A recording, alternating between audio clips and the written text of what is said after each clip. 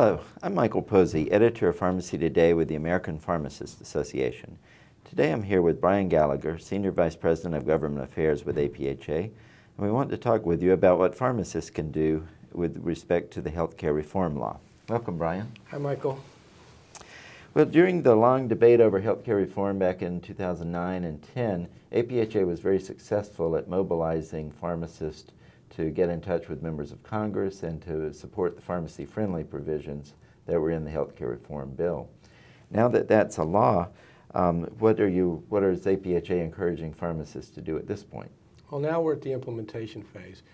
And it's really important for pharmacists to really be involved because right now the profession as a whole is at a crossroads. On the one side is all these exciting pharmacy-friendly provisions like MTM, pharmacists' opportunity to be real members of the healthcare team. We need to go out and take advantage of those opportunities and really get involved in this. The other side is pharmacy goes away, it's like a dinosaur, because if policymakers don't see value for the person behind the counter, we run the risk of being eliminated there. Let me give you an example. 5 years ago, people didn't see pharmacists delivering immunizations. Right now, pharmacists over the country are now given immunizations, and H1N1 went from potential pandemic to a blip.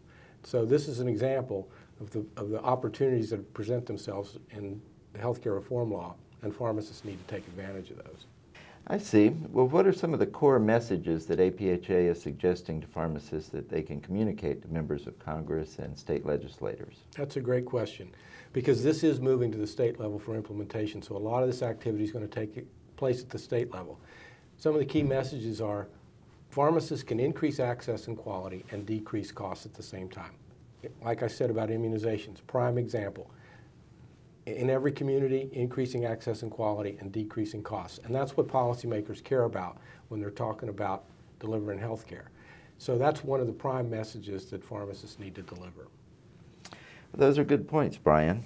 APHA has devoted a lot of time and effort to this healthcare reform process. How can we as a profession build on the successes that we've achieved? We need to keep up the momentum. Things are going to move to the state level, so we need people to be members of APHA, people to be members of their state association, and people to be involved with their elected officials. Believe it or not, Michael, there's a lot of pharmacists out there that don't even know that a member of Congress or their state legislators are actually their patients. What better way to influence than being at a local level where the pharmacist can interact with their elected official? And pharmacists, as survey after survey has shown, are always one of the most trusted professions that there are out there. People listen when we talk and we have something to say. We have a really good message and we need to get it out there, and people shouldn't be shy about talking about it. Excellent points, Brian. Well, a lot of pharmacists don't know how to get involved in advocacy efforts to start with. What does APHA do to help those people? Very insightful observation on your part, Michael. A lot of pharmacists are intimidated, and so we recognize that. And so what we've put together is a thing called the Advocacy Key Contacts Network. And this is a step-by-step learning process where people can get involved, understand how they interact with legislators, what's appropriate things to say, how they should approach a congressperson or a state legislator, and really get involved in the process and go step by step. This is really an important thing. Members of Congress and state legislators are public servants.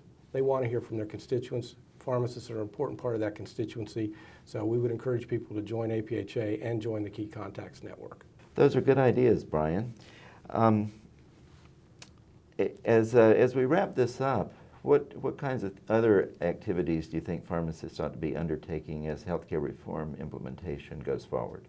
Well, I meant it when I said that I think pharmacy is really at a crossroads. It's vitally important for pharmacists to get out and get involved with teams and interact with other providers in the community, interact with legislators, interact with their patients, because otherwise pharmacy runs the risk of being relegated to a second-class profession. Right now, we've got to make a transition between being tied primarily to product dispensing versus tied primarily to cognitive services. And it's a transition that we've got to make, and it's going to be up to the profession to get across the choppy water till we get to the smooth water of this MTM.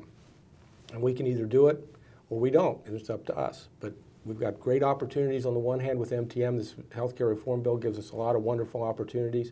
or we run the risk of being marginalized as a profession. So it's up to us, Michael. It sounds like the crossroads we're at does provide an interesting place for us as pharmacists at this point in time. It's a tremendous opportunity, and whatever happens to us, good or bad, it's going to be our profession that makes it happen.